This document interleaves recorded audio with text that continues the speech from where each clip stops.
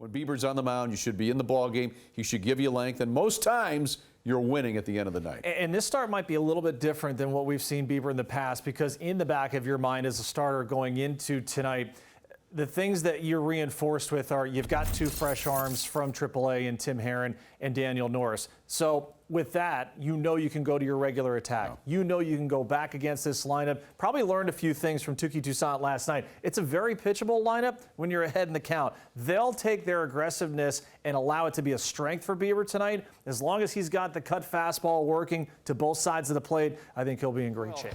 This is a lineup that, again, in June has looked pretty good. All right, so they've been great in June. Guess what? They got their probably toughest task of the month coming tonight, and that's going to be against Zach Gallen, the ace for the Arizona Diamondbacks. Al Statcast 3D going to give you his arsenal. To me, it's the late movement. What you'll see from Zach Gallen, it's not going to be the high velocity, but it's the deceptiveness of his velocity. 5-pitch mix, but primarily you'll see four-seam and knuckle curve. He'll use the cutter into the lefties and the changeup away, but he is really great as far as getting ahead of guys, forcing you to come out of your approach. That's what I'll be watching tonight. That first time around the lineup, can you force him to have to throw a ton of pitches? That's good news if you can. The middle of that Diamondback bullpen has struggled at times. They're on a 3-game losing streak themselves as well. Did anybody see 41-28 for the Arizona Diamondbacks a couple of months ago? All right, I didn't see them in first place. I had them picked as one of my playoff teams, and hats off to Torey Lovello, our good friend. So many great years with Cleveland in their minor league system. But the biggest thing with Arizona, they went out and bolstered the back of their bullpen. Andrew Chafin, who we saw with the Tigers last year, has been awesome as a closer. They've had Miguel Castro back there now.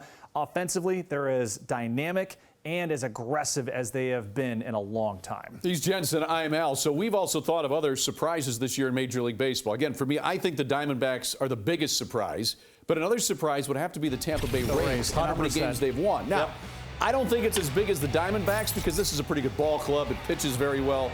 Kevin Cash, one of the best managers in the game.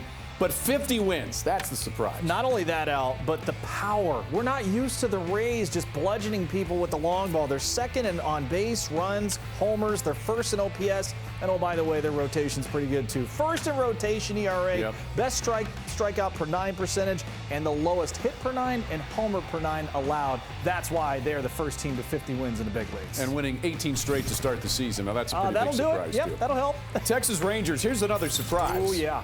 We knew they always had talent. We always felt they'd be in it every year. This year, you're like, just going to be another typical Rangers season, right? Nope, they're leading the West. All right, this is ironic because their spring training is there in surprise. I think for the Rangers, a lot of this is because Jacob deGrom, who was signed in the offseason to be their ace, they haven't really had him all year. Remember, they didn't have Corey Seager for a long time.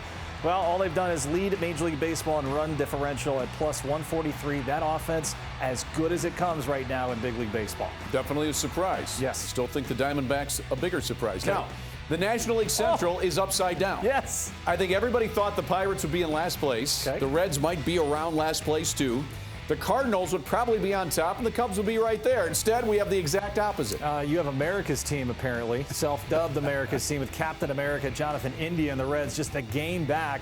And, yeah, the Cardinals, arguably the biggest disappointment this year. Does Oli Marmol survive the season as their manager? They got to make a decision here in the next couple of weeks because 16 games under 500 with that roster, with that offense, yikes. I mean, and do they make any trades at the deadline, or are they just simply too far out of it? I think if they do, then they would be sellers right now. Again, prisoner of the moment. But, man, do they need some starting pitching in the worst way. They don't have any swing and miss right there, but credit where it's due. Our good friend Derek Shelton managing the Pirates right now. He's a Manager of the Year candidate. They're still in it. And the Reds and the Brewers. Who would have thought it'd be a 3-team race right now there? Especially with those 3 teams. And the Cubs only 3 out. That's true, too. First pitch coming up in about 30 minutes. Welcome back, Jensen Lewis, Sal Pulowski. So, as you mentioned, Jensen, the outfield in Arizona is a little bit different than your typical outfield in Major League Baseball. Kind of weird because it's got some juxtaposition, if you will, from left field in the left center gap. And then you've got a weird center field, really high fence with some, balconies coming over. Got to be out in BP early to really understand how all the angles work. I knew it was also only a matter of time before you worked juxtaposition back into Guardians Live, but he did it. Let's take a look at the ghost wall comparison from Cleveland to Arizona. You can see they have much more space up there in the power alleys. Also, there's that interesting with the bullpen down.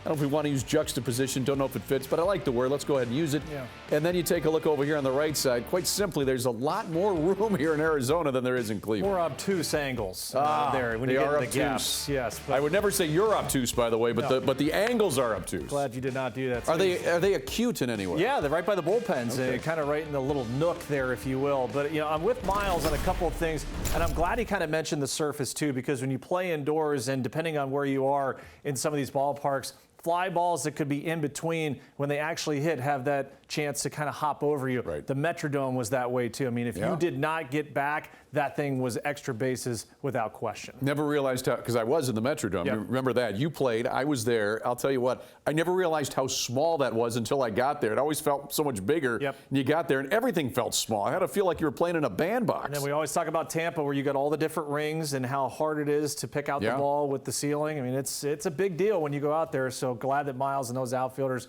take it as seriously as they do.